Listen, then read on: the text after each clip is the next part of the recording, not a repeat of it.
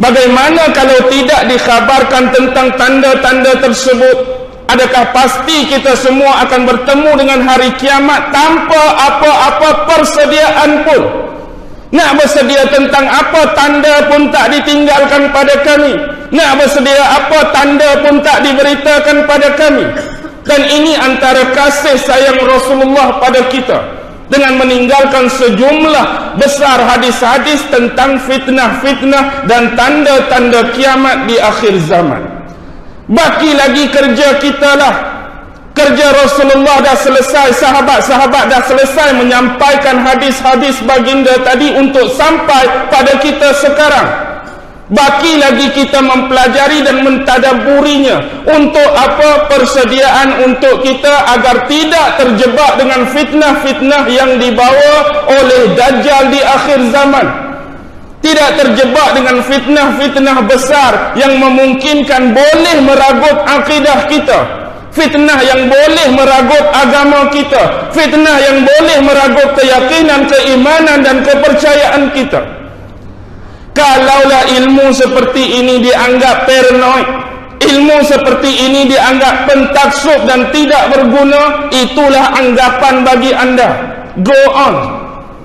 Tak ada masalah bagi saya kalau tidak ada seorang pun yang mampu menerima dan hadam ilmu seperti ini. Itu hak anda, itu masalah anda.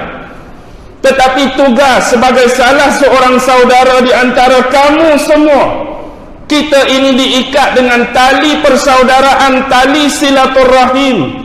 Walaupun tali ini kita tak nampak dengan mata kasar kita, tetapi ulama-ulama menjelaskan, sewaktu kita mendirikan saf-saf kita tadi, tali-tali secara batiniah sedang mengikat kita atas dasar persaudaraan.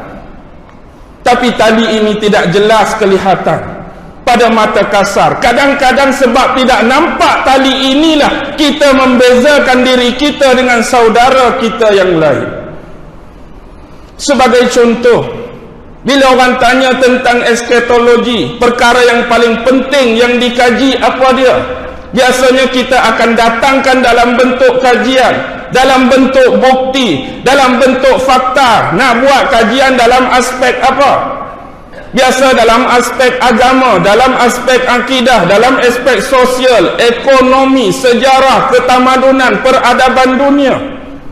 Representation kita dari apa? Sumber kita dari apa? Kita tak pernah tinggal Quran. Kita tak pernah tinggal hadis Nabi. Sebab ini sumber utama yang ditinggalkan pada kita. Takkan kita nak ambil berita-berita akhir zaman dalam kitab Weda Hindu, nak ambil berita akhir zaman dalam kitab Feng Shui, nak ambil berita akhir zaman dalam kitab apa lagi, agama-agama lain dan sebagainya. Walaupun sememangnya sesetengah agama selain daripada Islam, mereka juga mempunyai ramalan-ramalan tersendiri daripada nabi-nabi dan tokoh yang dipercayai oleh mereka dalam agama mereka untuk memberitakan tentang ramalan dan masa depan hari kiamat. Itu hak dia berkenaan dengan agama dia. Sekadar kita nak menceritakan tentang contoh dan perbandingan, itu tak jadi masalah. Tetapi bila ditanya mana sumber kita, tetap sumber yang sama. Nak cari hak mana lagi, nak kait hak mana lagi, nak polik hak mana lagi, Quran dengan sunnah. Tetapi hari ini dipertikaikan. Mana ada Freemason dalam Quran, mana ada Illuminati dalam Quran, mana ada penyembah setan dalam Quran. Kalau kita melatari Al-Quran secara tilawah, teks sampai bila pun mutasyabihat tak akan keluar pada kita. Hari ini yang paling penting kita baca Quran, dah baca Quran. Tetapi ramai di antara kita baca Quran sekadar mentilawahkan teks dia semata-mata. Tetapi bagaimana dengan bentuk kontekstual, aktual dia, pergerakan dia, action daripada ayat-ayat yang terhasil daripada bacaan kita, sampai atau tidak pada minda kita, sampai atau tidak pada hati dan keimanan, seterusnya menggerakkan jawarih anggota kita untuk bertindak daripada tadabbur ayat-ayat tadi, ada atau tidak? Sementara perkataan-perkataan itu tidak wujud secara zahir. Mari ikut mana ni ustaz? Mari ikut celah mana? Mari sumber mana? Antara contoh tajuk yang paling dominan, memang itulah Freemason, Illuminati, penyembah-penyembah Lucifer, syaitan. Dan bila ini kita akan garap dalam bentuk 3 komponen yang lebih besar, 3 komponen yang lebih luas pada kebiasaannya. Apa dia? Biasanya kita akan sebut pada komponen pertama ialah akhir zaman. Komponen yang kedua ialah al-Islam. Komponen yang ketiga ialah tentang hijrah. Akhir zaman, Islam dan hijrah.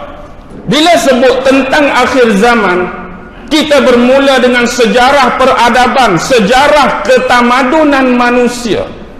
Bagaimana unsur-unsur seseorang yang asalnya beriman boleh lari akidah dia. Bagaimana seseorang yang asal taat pada Allah menjadi manusia yang kufur dan mengingkari Allah. Bagaimana seseorang yang asalnya baik kemudian menjadi seseorang yang berbalik dia punya perilaku, sifat dan adab. Dan ini telah diceritakan dalam Al-Quran menerusi pengkisahan para nabi dan rasul, utusan-utusan Allah. Bahkan kalau kita lihat dalam Al-Quran, seawal nabi yang ketiga ikut tertib dan urutan. Nabi apa? Nabi Nuh alaihi salam sudah berlaku penyembahan berhala. Padahal Nabi Nuh baru nombor 3. Awal lagi. Tapi pasal apa? Benda ni boleh terlepas pandang. Sampai menjadikan sebahagian besar umat-umat Nabi Nuh pada waktu itu kufur dan ingkar pada Allah, dan menjadi sebahagian besar penyembah-penyembah berhala dan kaum-kaum yang mengikuti hawa nafsu. Akibatnya yang terhasil hanya 83 manusia, 83 insan sahaja yang terselamat dalam bahtera kapal Nabi Nuh peristiwa banjir besar dan taufan dia. Habis kesemuanya licin, dimusnahkan, diranakkan, dihancurkan oleh Allah Subhanahu wa ta'ala dalam ujian dan bala tersebut. Inikah yang kita inginkan dalam kehidupan kita? Kalau umat dahulu ingkar dan derhaka, balasan dia cepat tiba, balasan dia cepat datang. Dan kita bernasib baik hari ini kerana tampanan doa daripada Rasulullah supaya ditangguhkan perkara-perkara seumpama ini pada umat dia. Seterusnya turun ke bawah, zaman Nabi Ibrahim, kita tahu apa jadi. Apa yang berlaku pada zaman Namrus, apa yang berlaku pada zaman Nabi Ibrahim. Kita hari ini memang baru kenal apa itu Freemason. Kita hari ini baru kenal apa itu Illuminati. Tetapi hakikatnya gerakan kedua-dua pertubuhan dan kumpulan itu bermula di sini lagi. Zaman Nabi Ibrahim, zaman Namrus lagi. Walaupun tidak lagi dinamakan sebagai Freemason, tidak lagi dinamakan Illuminati. Sebab asas pergerakan dan agenda dia merupakan agenda dan asas yang sama sampai hari ini. Dan siapa penerus agenda dia? Keturunan-keturunan inilah hari ini yang memerintah dunia kita. Keturunan-keturunan masih keturunan Namrus. Yang memerintah dunia kita hari ini masih keturunan-keturunan Fir'aun. Kita sedar atau tidak, kita perasan atau tidak, itu hakikat yang terpaksa dan perlu kita terima. Tetapi bagaimana kita sudah jauh terjebak dan boleh terlepas pandang. Sebelum itu kita habiskan beberapa komponen tadi.